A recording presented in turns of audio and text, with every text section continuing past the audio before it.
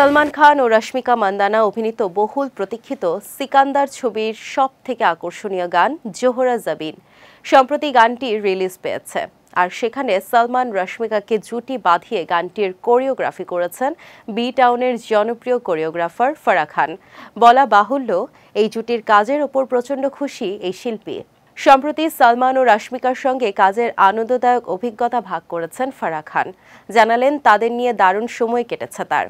নিজের ইনস্টাগ্রাম স্টোরিতে এই দারুণ গানটি ভাগ করে নিয়ে ফারাহ খান লিখেছেন, সিকান্দারের জন্য সালমান ও রশ্মিকাকে কোরিওগ্রাফি করে আমি দারুণ মজা পেয়েছি।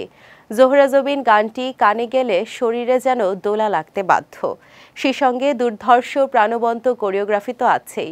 এই গান বেজে উঠলেই যেন জ্বলে ওঠে ডান্স ফ্লোর, সেই সঙ্গে সকলের মনেই যেন দোলা লাগে। গানটির শুটও হয়েছে অসাধারণ।